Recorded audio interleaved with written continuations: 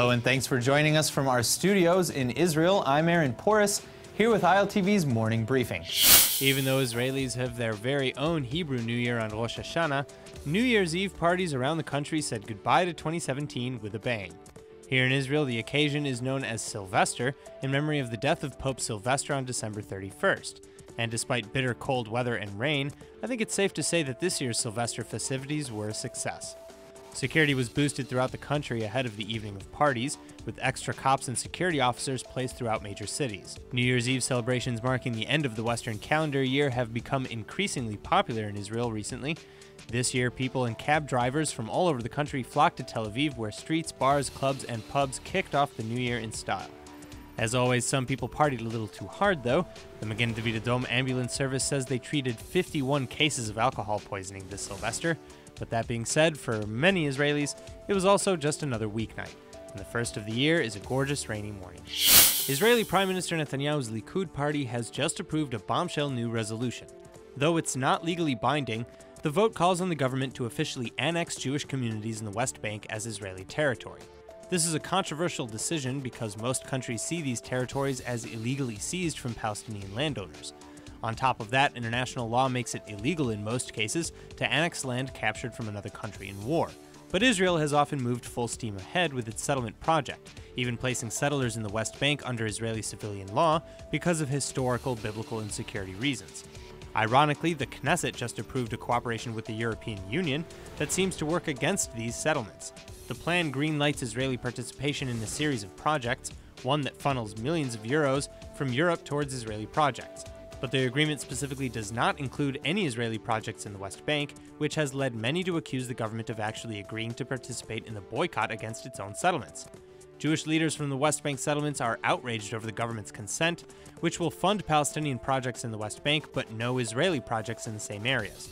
Only one Israeli minister filed an objection to the deal, which has now already been fully approved.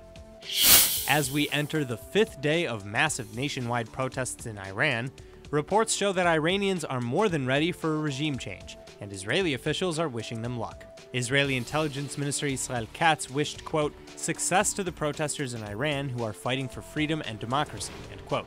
He also responded to Iranian regime threats, stating that he predicted Israel will last forever, while the Iranians', quote, murderous regime will disappear long before, end quote. The Ayatollahs in power in Iran are now facing demonstrations across the country that began Thursday over economic problems, but have quickly snowballed into something much grander.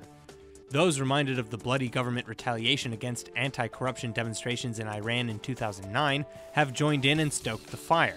In a surprise interview on Israeli television last night, one Iranian protester who spoke under pseudonym Musan and with a blurred image said he was there at the 2009 protests and that after nearly another decade of government abuses, quote, the people are taking to the streets and demanding their rights, end quote, adding that this time they know that, quote, only if the regime falls will the people get what they ought to get.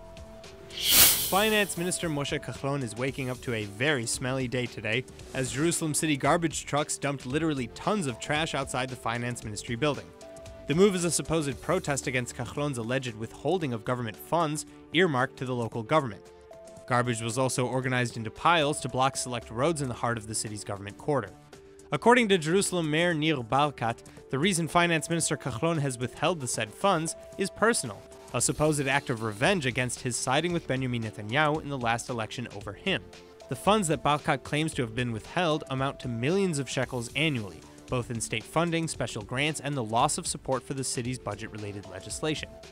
The National Insurance Institute figures for this month support the claims, showing Jerusalem to once again be one of the poorest regions in the nation. But the Finance Ministry office has denied all claims of politicizing the well-being of the city, offering several concrete examples of bringing money into Jerusalem and stating emphatically that, quote, Jerusalem stands above all disputes, end quote. It seems the Shabbat mini-markets bill is already in hot water as more and more support seems to fall out from beneath it. The bill, which would close markets on the Sabbath across most of the country, has encountered heavy opposition since its inception, with the argument that each city should be capable of deciding for itself how observant it needs to be.